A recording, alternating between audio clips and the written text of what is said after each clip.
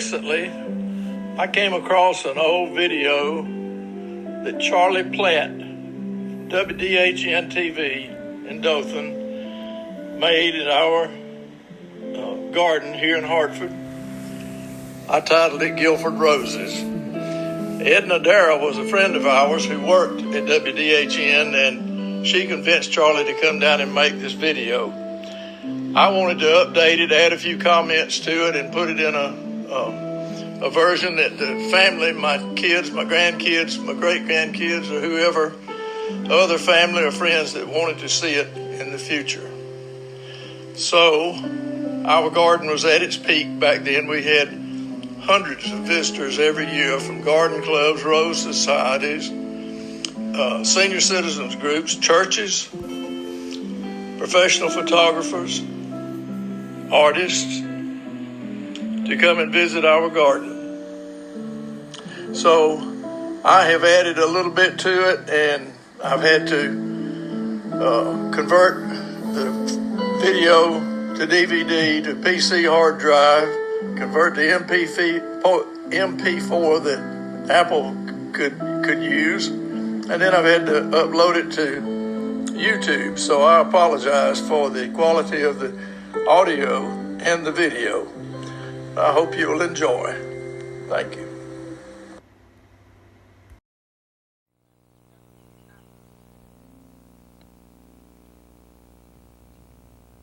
I've had a fella been telling me for about a year he was going to hook me up with this guy near Hartford that had the most and prettiest roses of any place he'd ever been.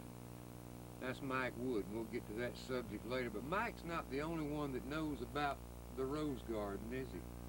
No, he isn't.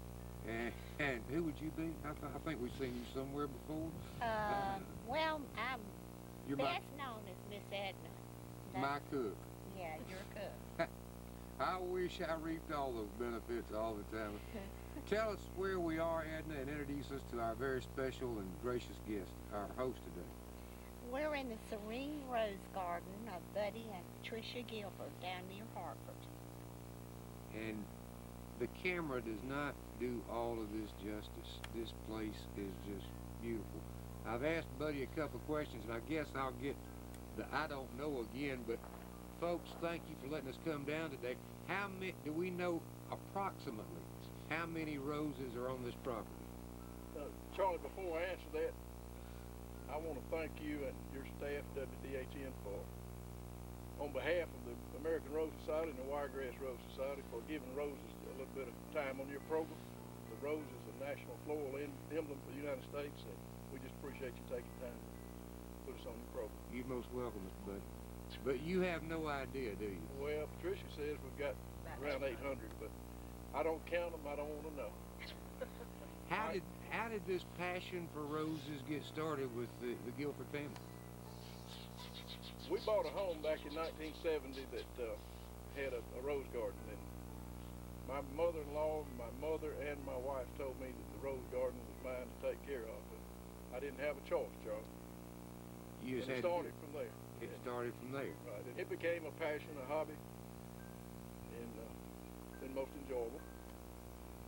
The wildflowers, how did they get mixed in? We started planting wildflowers 4 years ago. This was a cow pasture where you're sitting right now. Had purebred Simmental cattle out here. We raised corn, peanuts, and cotton on this ground. And I think either the mother or mother-in-law said that if you can raise peanuts and know what to put on them, obviously roses are going to be the same deal. The fungus diseases on roses are very close kin to the Cercospora leaf spot on peanuts. And most of the fungicides for peanuts will work very well on roses. Well, you know, Dallas Hartzog's been holding out on us for years with information. He is not only a peanut agronomist, we might put him in the rose agronomy or what? He would know what to use, I'm sure. I'm sure. This is just a beautiful sight. We're going to get up and walk around just a little bit and give folks an idea of what's actually here. I mean, this one shot does not do it justice. And also might ask Mr. Buddy a few questions and pointers, because obviously someone who can take care of this many this well has some advice he might want to share with the audience this morning.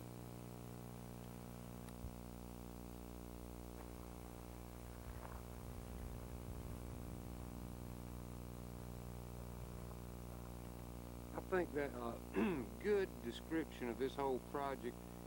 Miss Patricia furnishes inspiration, and Mr. Buddy, perspiration. That's You- true. You are a very inspired person, may I say. Any certain way you want to lay this thing out, or is it just? It just kind of evolved. And so, this edition comes at such and such a time, and then you'll go this That's way right. with it. I think we about ended it though. Are we at our limit yet? But we do replace some roses if they don't do like he wants them to. Your favorite rose? I love Double Delight. Double Delight. We're going to talk about Double Delight and take a look at that as we take a look at some of these other varieties out along the edge of the field.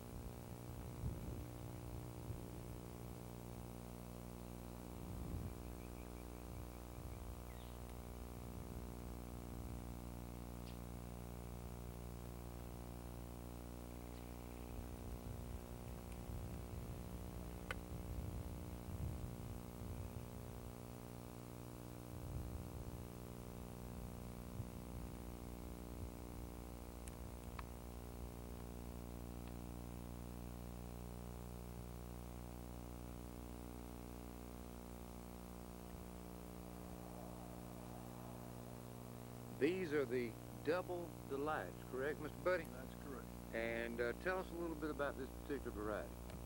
Double Delight is one of the more fragrant varieties of roses, hybrid tea roses. It's not disease resistant, but it is more disease resistant than some varieties of hybrid teas. It's just an all-around winner.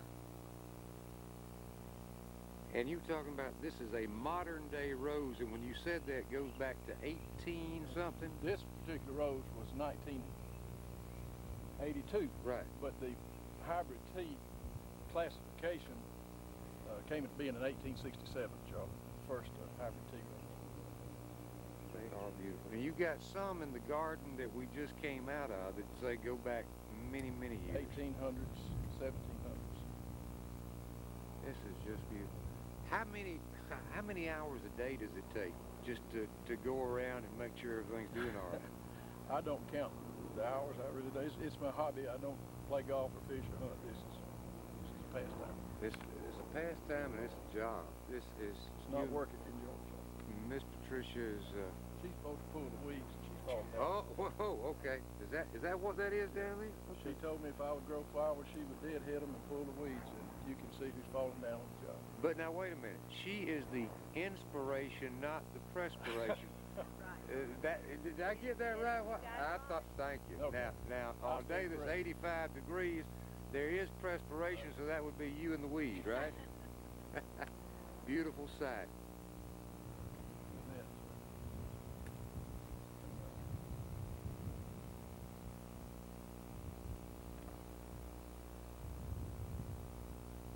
Somebody might guess pecan rose. It's growing in pecan tree. What is it actually? That is mermaid. It's an old climbing rose, and it'll be full of blooms in probably a week, 10 days. How many weeks out of the year do you have blooms like this? 10 months out of the year. 10 months? If they don't bloom for 10 months, I'll dig it up. Now, if we have a really cold, early winter, they won't bloom that long. This year we had roses. Ron's birthday was on January 16th, and we took roses to the birthday party. But we had a mild winter. In the landscaping, you got somewhat of a hedge-looking effect. You got Right. some this type right here. What is this we're looking at? These are older garden roses. Well, the one on the left is. These are modern roses here, and this is an old rose, crepuscus. Advice as we kind of walk along and go up this row over here, Mr. Buddy. Advice for folks that want to have a good-looking rose garden and want to get something going with roses in their yard.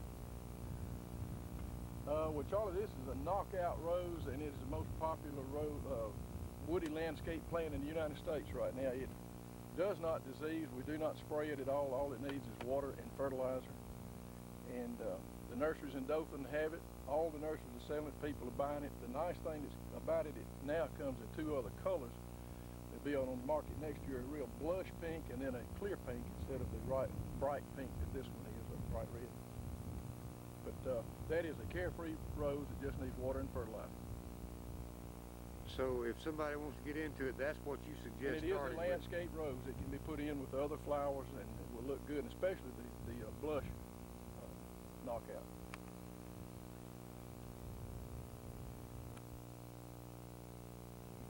Somebody that likes red roses, buddy, will like this shot right here. Plenty of them. Red roses in a hedge. Charlie, those are shrub roses, just used in a hedge. And yellow. What are these? The name of that rose is Midas Touch. Very disease-resistant yellow hybrid tea. Is there any other place within, say, 2 or 3 states that has as many roses as you do in one place? Charlie, I don't know about that. I think the answer would be no. I don't know. This is just a beautiful, beautiful sight, and we appreciate you and Miss Patricia sharing it with us this afternoon. Now, ladies, I'm going to ease back over here to give folks the full effect of the backyard. Then we want to get some of the wildflowers in the front. Yes, before we you do. Turn that camera off.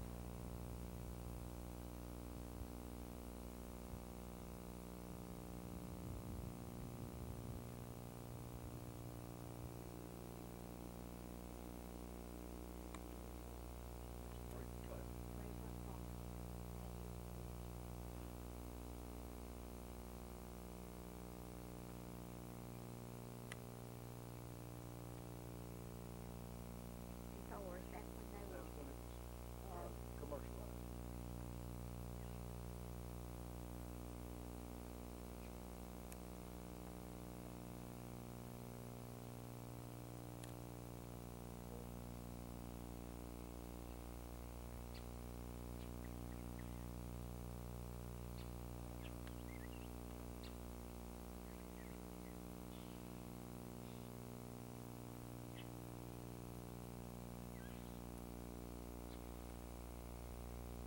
Say that again for the camera. 1936. This is 1936 hybrid musk, Belinda, just coming in bloom.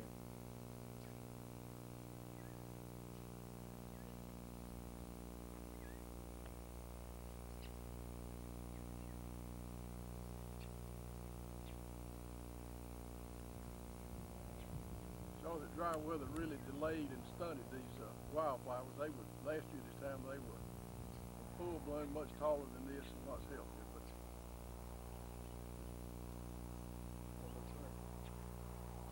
We were talking with Dallas this morning. We're about 9.5 inches below normal for the year, and you can tell it with everything. yeah, everything. Everything pays its price. Watering these things, huh? Drip irrigation. Drip irrigation? by every bush. Okay. But Otherwise, it would be a 12-hour-a-day deal. no way. No way. Boy, this is beautiful. It's breathtaking, the scenery.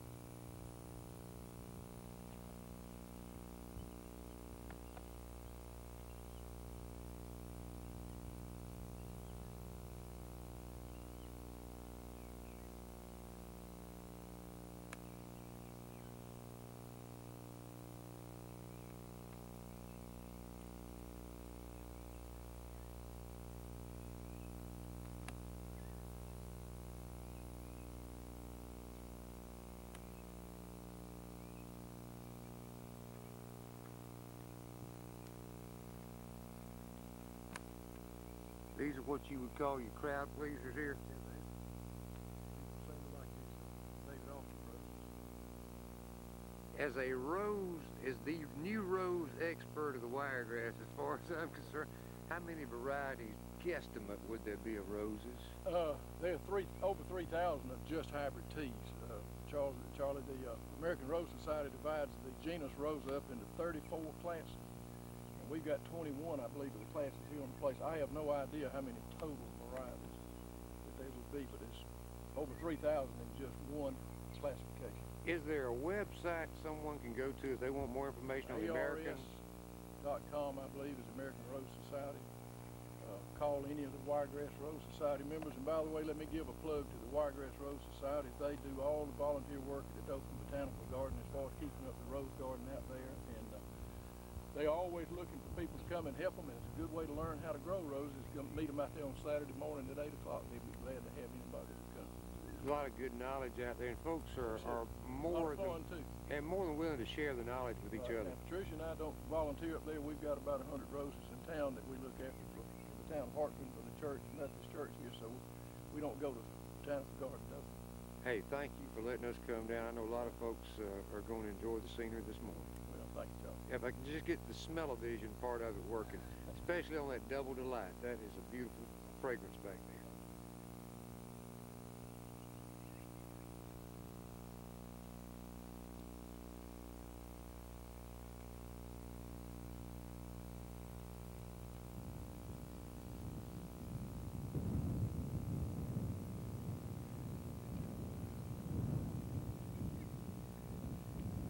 Nurseries probably 25 years ago, and we lost the tag on it. We don't remember the name of it, and we've got a really good friend in Jemison, Alabama, Peddlers from the Past nursery up there, Jason Powell, who has been down here and taken cuttings of that rose, and he's selling it at his nursery there in Jemison, Alabama, and he named it Guilford Pride, so I'm assuming that's what Patricia wanted you to know. In other words, purchased over 20 years ago at Dothan Nurseries, and you lost that all-important little tag.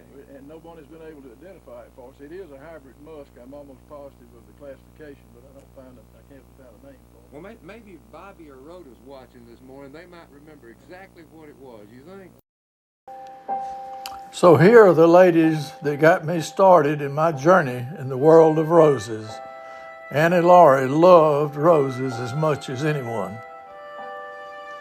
My mother loved roses, wild and daylilies. She's the one that pointed her finger at me and told me to take care of Patricia's roses, not to let them die. Of course, Patricia was the inspiration behind my perspiration. And to her family and to all who knew her, she was an inspiration and a delight, a double delight.